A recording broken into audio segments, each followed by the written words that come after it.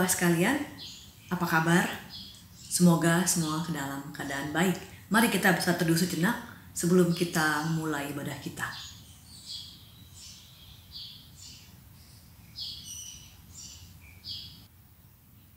Ibu bapak sekalian, semoga semuanya dalam keadaan baik.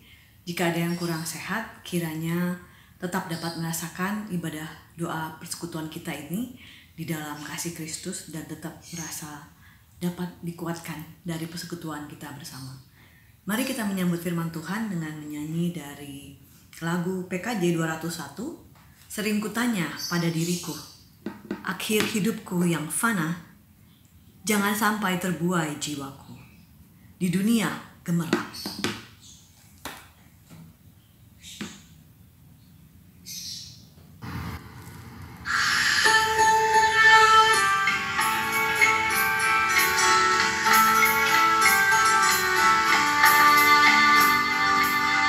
Sering kutanya pada diriku, akhir hidupku yang fana, jangan sampai terbuai jiwaku di dunia gemerlap. Dikala hariku makin senja, di alam hidupku purnama, cahaya hidup semakin redup, sering beratap mengeluh. Dengarlah Tuhan, doa dan keluh, biar ku tenang, meskipun dalam gemerlap.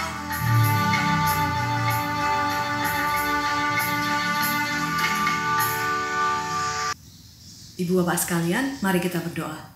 Bapak yang baik, terima kasih ya Tuhan karena kami boleh sekali lagi mendapatkan kesempatan untuk boleh beribadah. Terima kasih untuk hari yang baru, terima kasih kami masih boleh menjalankan doa keluarga ini. Kiranya Tuhan Kau berikan kami, biarlah setiap kesempatan hari yang baru, ibadah yang kami ikuti lagi ini, biarlah itu menjadi kesempatan buat kami untuk menjadi orang lebih baik dari hari ke hari. Pimpinlah kami, tuntunlah kami dalam belajar menjadi orang yang lebih baik Tuhan, karena kami adalah orang-orang yang terbatas. Sementara kami mau mendengarkan firman-Mu, sertailah kami Tuhan, dan bukalah hati dan pikiran kami, agar kami siap menerima firman Tuhan, dan boleh menjadi pelaku-pelaku firman. Terima kasih ya Bapa yang baik. Amin. Shalom, Bapak Saudara, Bapak Oma, adik-adik dikasih Tuhan. Senang kembali menjumpai Bapak Ibu dalam program Doa Keluarga GKI 5. Hari ini Jumat tanggal 6 Mei 2022 dengan saya Pendeta Adi Cahyono. Saya masih membawakan rangkaian tema tentang murid-murid Kristus, tetapi bukan berbicara tentang para muridnya. Saat ini saya berbicara tentang hati seorang murid. Dan firman Tuhan yang menjadi dasar untuk permenungan ini saya pilihkan dari Injil Matius pasal 10 ayat 16. Saya akan bacakan untuk kita semua. Lihat, aku mengutus kamu seperti domba ke tengah-tengah serigala. Sebab itu hendaklah kamu cerdik seperti ular dan tulus seperti merpati. Bapak Ibu, Opa Oma yang dikasihi oleh Tuhan Yesus Kristus, pembacaan kita ini adalah rangkaian dari persiapan Yesus untuk para murid yang akan diutus. Kalau kita baca perikop pasal 10 ini secara utuh, maka kita akan melihat perikop pertama ayat 1-4, Yesus memanggil ke-12 murid. Lalu kemudian ayat 5 sampai dengan ayat 15, Yesus mengutus para murid. Dan selanjutnya ayat 16 sampai dengan ayat yang ke-33, Yesus memberikan gambaran bagaimana para murid ini akan menemui banyak sekali tantangan kesulitan yang akan mereka hadapi ketika mereka diutus oleh Yesus untuk memberitakan Injil, untuk menyembuhkan orang sakit, memberikan kabar baik tentang Allah yang mengasihi dunia. Lalu yang kasih dalam Tuhan Yesus Kristus, Yesus memberikan sebuah nasihat penting dan mendasar dengan memberikan analogi gambaran dua binatang. Yang pertama adalah ular, dan yang kedua adalah merpati.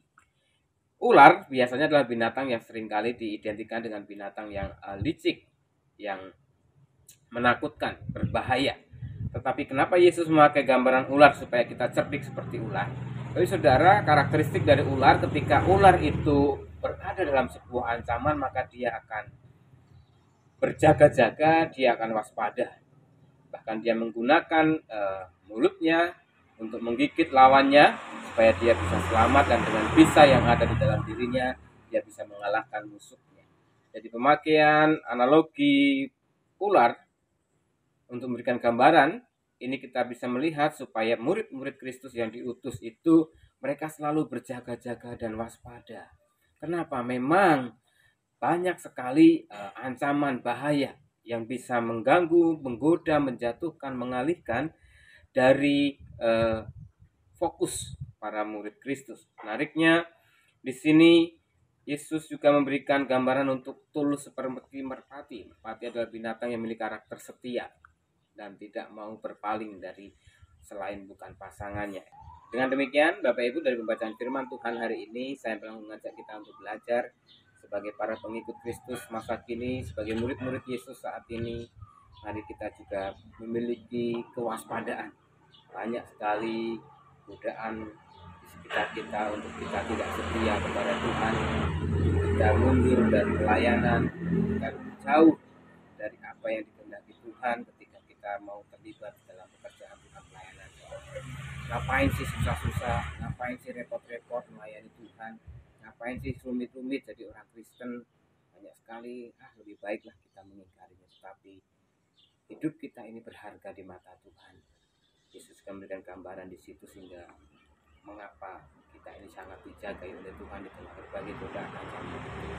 Sebab itu mari kita tetap tulus, setia, tetap waspada, berjaga-jaga di tengah banyak sekali, bukan hanya tantangan, ancaman, tetapi juga godaan untuk kita berpaling, mengingkari iman kita.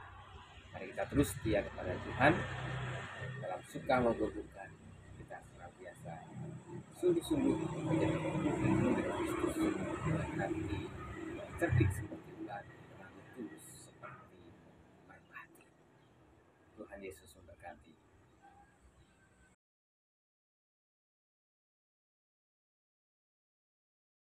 Selamat pagi Bapak, Ibu, saudara-saudari sekalian yang dikasihi Tuhan. Marilah kita membawakan permohonan kita dalam doa. Mari kita berdoa. Ya Allah yang Maha Kasih, kami bersyukur kalau pada pagi hari ini kami masih dipercayakan dengan nafas hidup untuk melakukan kehendak Tuhan. Terima kasih untuk berkat berupa kesehatan, kebahagiaan, dan rezeki yang kami terima hingga saat ini. Ampunilah ya Tuhan, bila kami seringkali tidak melakukan apa yang Tuhan ingin kami lakukan untuk kemuliaan nama Tuhan.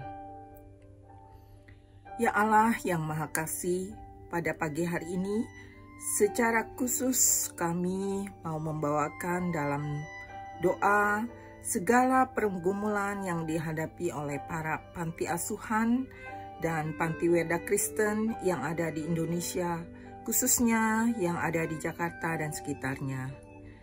Kami bersyukur ya Tuhan, keberadaan panti asuhan menjadi tempat bagi anak-anak untuk tinggal, dan panti werda yang menjadi tempat bagi para oma dan opa untuk juga bisa mendapatkan kebahagiaan.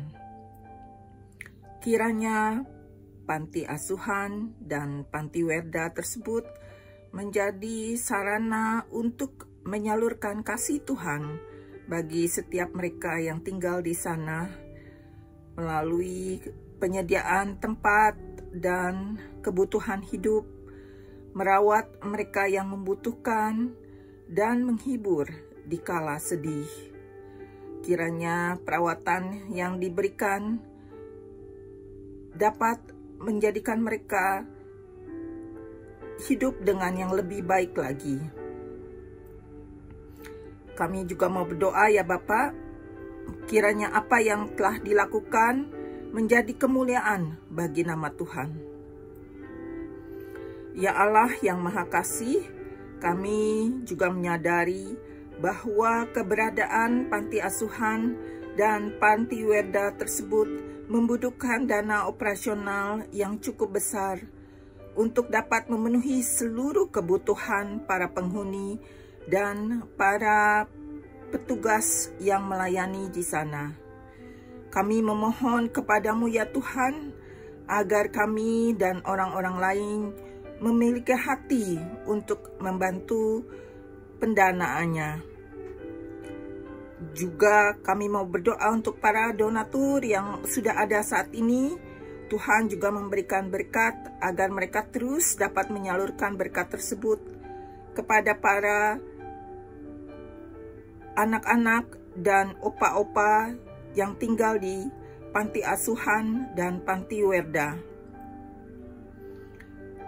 Pada pagi hari ini juga ya Tuhan, kami mau berdoa untuk orang-orang yang Tuhan pakai untuk melayani di panti asuhan dan panti werda. Kami memohon ya Tuhan, agar mereka selalu diberkati dengan kesehatan, kegembiraan, dan kasih untuk melayani para penghuni dengan sepenuh hati. Tuhan yang akan selalu menolong mereka dalam pelayanan dan pergumulannya. Kami juga membawakan dalam doa untuk para pengurus, yayasan, dan organisasi yang menaungi panti asuhan dan panti werda, agar mereka diberikan kebijaksanaan, hikmat yang dari Tuhan, kesehatan, dan hati gembira untuk selalu melayani, karena pelayanan mereka adalah untuk Tuhan juga. Tolonglah mereka agar apabila mereka menemui masalah, kiranya mereka selalu mencari jawabannya di dalam Tuhan.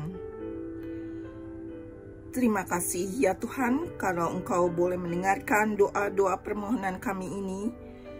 Kami percaya bahwa Tuhan akan mengabulkan permohonan kami.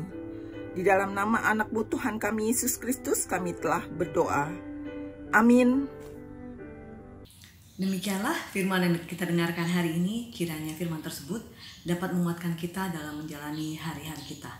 Mari kita respon firman Tuhan dengan menyanyi dari PKJ 201 lagi. Tetapi baitnya yang kedua, dikala matahari terbenam, ketika datang mempelai, apakah suluhku tetap terang, menyambut dengan baik.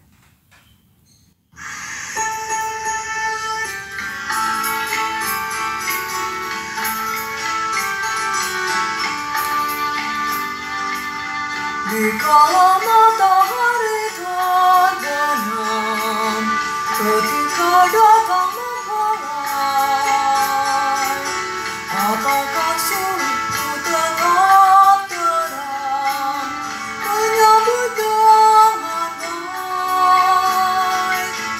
Apakah hatiku tak berdamai, dinyatakannya yang penuh cobaan, atau jiwaku akan berangkat menuju surga yang tenang?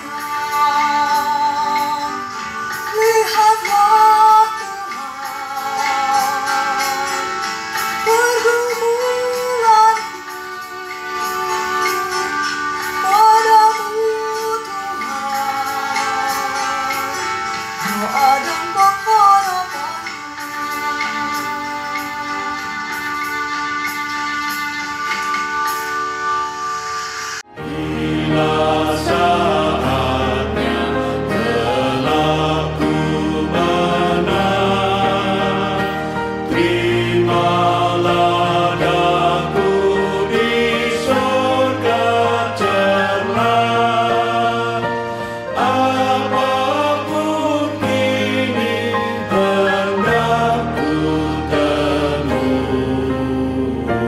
Kaulah ya Tuhan,